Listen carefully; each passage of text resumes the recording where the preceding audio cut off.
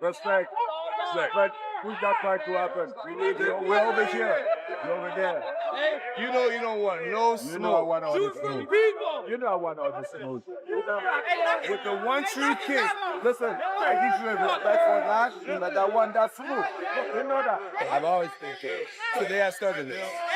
And I'm going to die for you. The heavyweight. We'll see. We could have solved, but you left. Oh, no, you sit back for 3 years. I had to get to a good enough size to kick your ass. I'll take you 3 years. 3 years long can happen. I will always be down for fight you, but not do best though. But I want you. I want to keep you out. Francis Ngannou officially responds to Jon Jones's challenge for UFC Super Fight. After months of speculation and political maneuvering, former UFC heavyweight champion Francis the Predator Ngannou has officially responded to Jon Jones' challenge for what many are calling the most anticipated super fight in combat sports history. Tom Aspinall fight, still, that's really massive. Francis Ngannou and I would be really massive. And Stipe, to the hardcore fans, it's still a respectable opponent. I don't know how the cards are going to fall. My prediction is that I will beat Stipe Miocic. My prediction is that I will beat Tom Aspinall and Francis Ngannou. So the way that it unfolds is really not my business. My job is just to do what I've always done since day one. It's great to see. But this isn't just about two legends wanting to settle the score.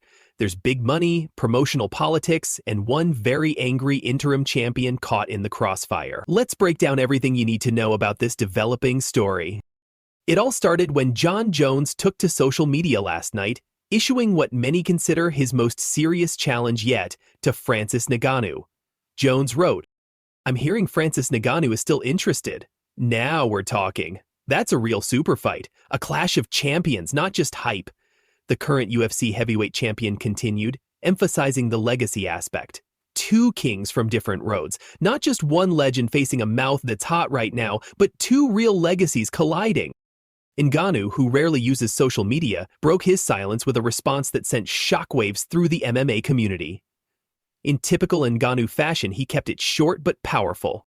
"You take care of the UFC, I'll take care of the PFL, and we'll finally find out who's the king of the heavyweight." This response essentially accepted Jones' challenge, while acknowledging the massive promotional hurdles that need to be overcome. Both fighters are currently under contract with different organizations, Jones with the UFC and Ngannou with the PFL, remember. I need to sign the paper for you, so you can come fight.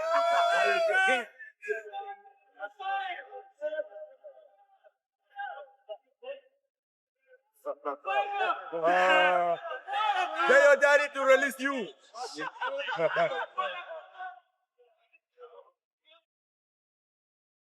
This is the fight that never happened when it should have. Ngannou left the UFC in January 2023 following a bitter contract dispute, despite holding the heavyweight title at the time. Jones had been preparing for this exact matchup, even taking nearly 3 years off to bulk up for heavyweight.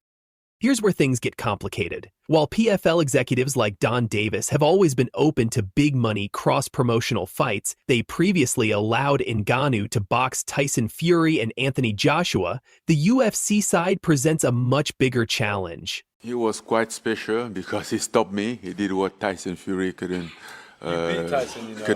done, you know. And you know, he wasn't my day, and he's just way better than me today. Dana White has been vocal about his refusal to work with Ngannou again after their acrimonious split. The UFC president has repeatedly stated he'll never do business with the Predator following what he saw as a betrayal when Ngannou left with the belt. There's another layer to this story. Ngannou has become a regular competitor in Riyadh, Saudi Arabia, where big money deals have united previously feuding promoters. Saudi Suprema Turki Al-Sheikh has the financial power to make seemingly impossible fights happen. I guess looking back on the whole Francis situation, do you have any regret, or do you feel like it's just always how it was going to end regardless of anything? No, I didn't think this is how it was going to end. I thought we'd eventually come to a deal with him, but we didn't. I don't have any regrets. Hunter might, but I don't. However, reports suggest Dana White and Al-Sheikh have their own ongoing feud, making this potential pathway even more complicated. Make no mistake, this fight would generate massive revenue. Both fighters know it, both promotions know it, and the fans certainly know it. The question becomes, can business overcome personal grudges? But there's an elephant in the room, and his name is Tom Aspinall. The British fighter currently holds the interim UFC heavyweight title and has been pushing for an undisputed clash with Jones for years. Now, with Jones seemingly more interested in the Ngannou super fight, Aspinall finds himself potentially pushed out of the title picture entirely. This has not gone unnoticed by fans who have been relentlessly criticizing Jones online. We got some respect for each other. We still have that rivalry. He think he can kick my ass, and I think I can kick his ass. How can we find out? I tell him to let his daddy know so they can give him a little bit of a freedom to figure that out. How bad do you want to fight that guy after standing there next That to has him? always been the number one fight that I've been asking for the last 3 years. Whether it was before Stipe or after Stipe or after Ngannou, I've been asking for Jon Jones. I mean, how about it is that I've been asking for 3 years? Jones responded to the criticism with characteristic controversy, writing, "You clowns thinking Francis would be that much easier because of the ground game? Tom has no ground game either. An English black belt is like getting a participation ribbon."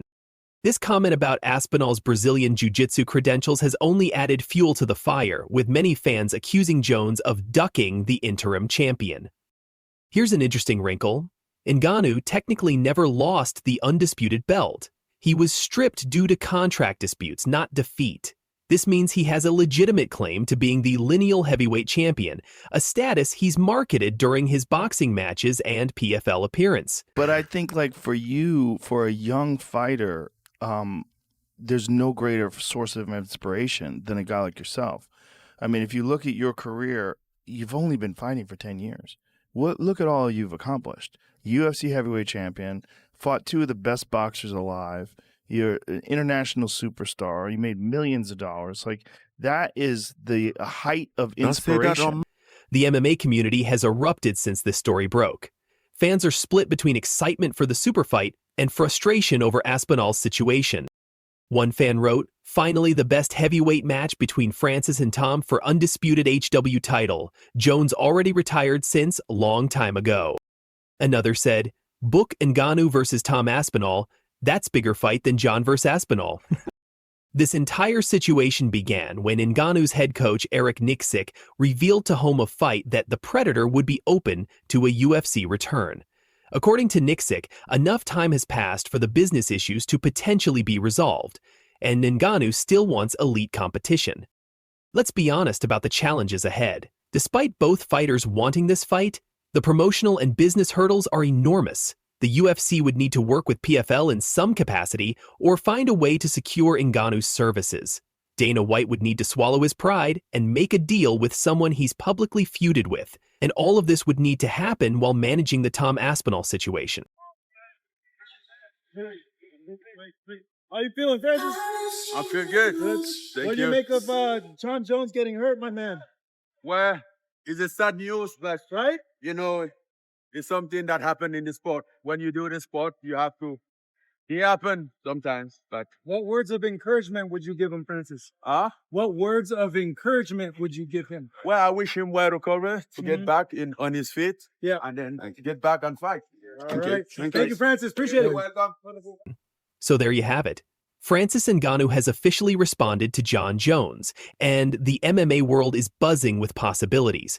While significant obstacles remain, both fighters clearly want this fight, and where there's a will and enough money, there's usually a way. Will we see the super fight that should have happened years ago? Will Tom Aspinall get his deserved shot, or will promotional politics kill another dream matchup? We'll continue following this story as it develops. Make sure to subscribe and hit that notification bell so you don't miss any updates on what could be the biggest fight in heavyweight history. Thanks for watching, and we'll see you next time.